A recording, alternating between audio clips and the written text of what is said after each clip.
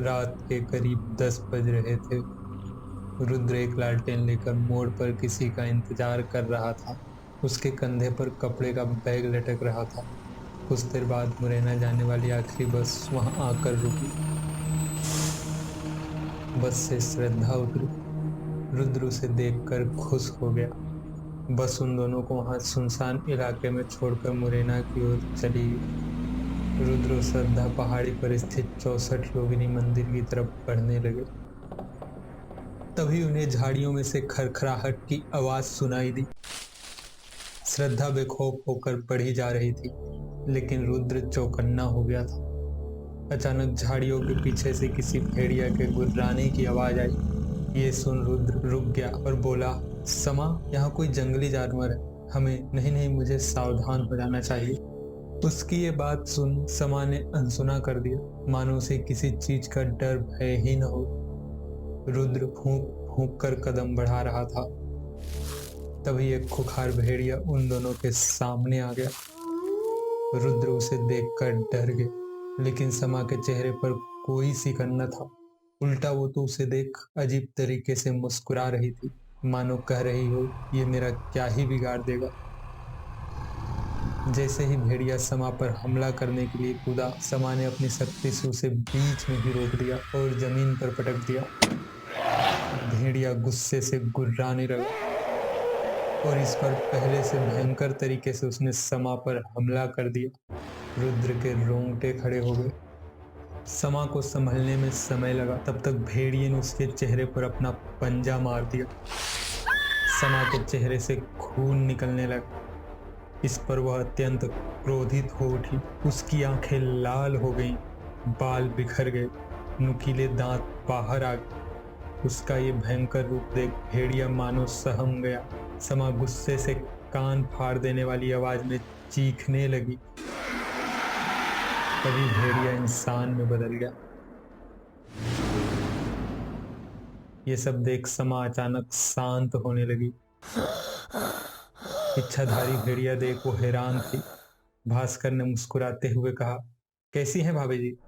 ये सुन समा चौंक गई, लेकिन भास्कर ने मुस्कुराते हुए कहा, विक्की भैया भी आए हैं, उनसे नहीं मिलेंगे? उसने पीछे की ओर इशारा किया। जब समा ने पीछे मुड़कर देखा तो विक्की और जना ने रुद्र को पकड़ रखा था और जना रुद्र का मुंह अपने हाथ से दबाए हुए था। ये देख समा अपने इंसानी रूप में आ गई। उसने विनती करते हुए कहा, उसे छोड़ दो विक्की। ये सुन विक्की बोल पड़ा, चलो कम से कम मेरा नाम तो याद है, बढ़िया है। अब जल्दी से बता दो, तुम ही हो ना स्त्री? समा एकदम चुप हो गई। उसके पास कोई जवाब ही नहीं था। तब जना ने कहा, हे भगवान, हम तो स्त्री को ही अपनी भाभी बनाने चले थे। ये सुन समा ने थोड़ा गुस्से में कहा, मैं स्त्री नहीं हूं। तो विक्की ने तपाक से कहा, तो फिर क्या हो पुरुष? अब जल्दी से बता दो सारा माजरा क्या है, नहीं तो इस घर के भीषण को आज मैं मार डालूंगा। उसने रुद्र का गला दबाते हुए कहा।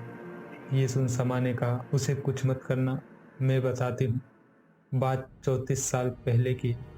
तब मैं रुद्र के बड़े भाई भीम से बहुत प्यार करती थी। उन दिनों गांव पर स्त्री का आतंक था। वो मर्दों को गायब कर बड़ी बेरहमी से मार डालती थी। गांव वालों ने एक दिन बहुत बड़े तांत्रिक को बुलाया, जिसने कुछ टोटके कर कहा, गांव अब स्त्री के आतंक से मुक्त है। सारे मर्द बेखौफ होकर रात में घूम सकते हैं। इस बात पर खुश होकर भीम ने उस रात मुझसे मिलने का प्लान बनाया। जब मैं उससे मिलने गई तो देखा कि स्त्री उसका खून पी रही थी और बगल में उस तांत्रिक का सिर धड़ से उखड़ा हुआ पड़ा था। भीम की मौत में बर्दाश्त न कर पाई और गुस्से में स्त्री को मारने के लिए दौड़ी, लेकिन उसने मुझे भी मार डाला। तभी से मेरी आत्मा भटकने लगी भीम और अपनी मौत का बदला लेने के लिए। ये सुन विक्की ने कहा, तो फिर जब मौका आया था तो तुमने बदला क्यों नहीं लिया स्त्री से? तुम तो उसमें बस उसकी चोटी काटने के लिए कह रही थी उससे।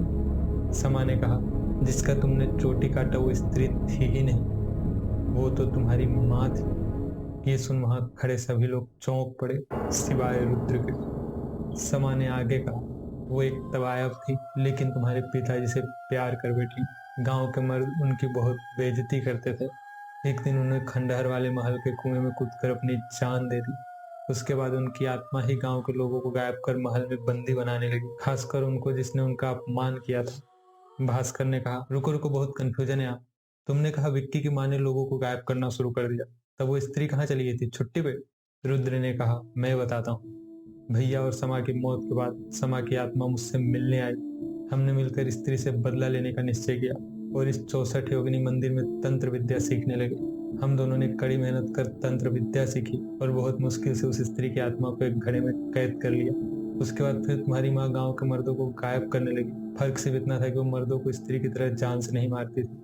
स्त्री की आत्मा हमारे पास कैद थी, लेकिन हम उसे जला नहीं सकते थे, क्योंकि उसके लिए हमें परम तंत्र विद्या की जरूरत थी, जिसे सीखने में हमें 35 वर्ष लग गए। आज रात हमारी परम तंत्र विद्या पूरी हो जाएगी और कल हम उस स्त्री को खत्म कर देंगे।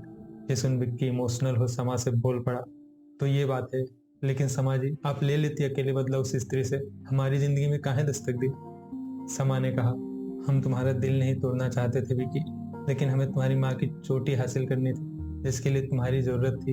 वो तुम्हें कोई नुकसान नहीं पहुंचाएंगे, ये बात हमें पता थी।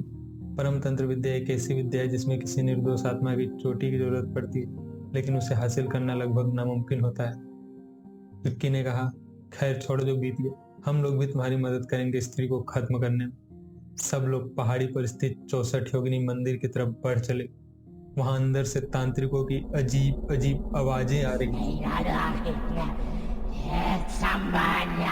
सैकड़ों तांत्रिक नवरात्रि की इस रात अपनी तंत्र विद्या को धार देने इस मंदिर का रुख अवश्य करते हैं। तभी जना समा से बोल पड़ा, रुकिए, आप तो मंदिर में कदम नहीं रख सकते हैं ना? आपने विक्की के हाथ से प्रसाद भी नहीं खाया था।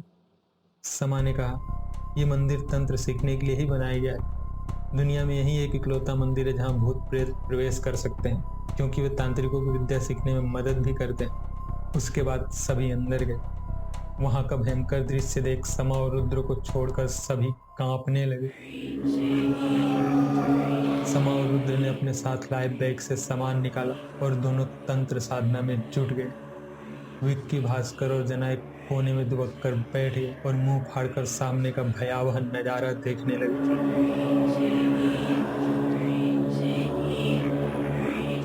जब सुबह हुई तो पूरा परिसर खाली था।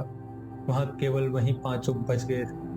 जमीन पर रात को ही तांत्रिक क्रियाओं की चीजें ही बिखरी पड़ी थी। जब सब बाहर निकलने लगे तो जना ने कहा, अब होगा असली स्त्री का खात्मा। तभी भास्कर बोल पड़ा, समा भाभी, माफ करना समा जी, अगर आप यहाँ आ सकती हैं तो स्त्री भी यहाँ आकर परम तंत्र विद्या सीख सकती है।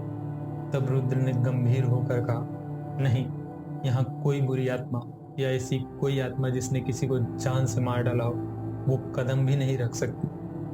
64 योगिनियों के प्रभाव से उसी सड़क जलकर भस्म हो जाएगी। उसके बाद तीनों बस से गांव पहुंचे।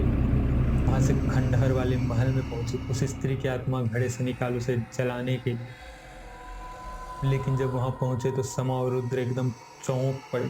बाकी तीनों का मुंह भी खुला का खुला रह गया, क्योंकि वह घड़ा जिसमें उन्होंने स्त्री की आत्मा को कैद किया था वो फूटा हुआ था। पास ही एक लड़की बेहोश पड़ी थी जिसके हाथ में डंडा था। उसे देख जना ने चौंकते हुए कहा, इसे तो मैं जानता हूँ, इसका फोटो मैंने अपने दोस्त कटन्नी के मोबाइल में देखा था। क्या नाम बताया था इसका? हाँ, याद आ गया, रूही। रूही नाम है इसका।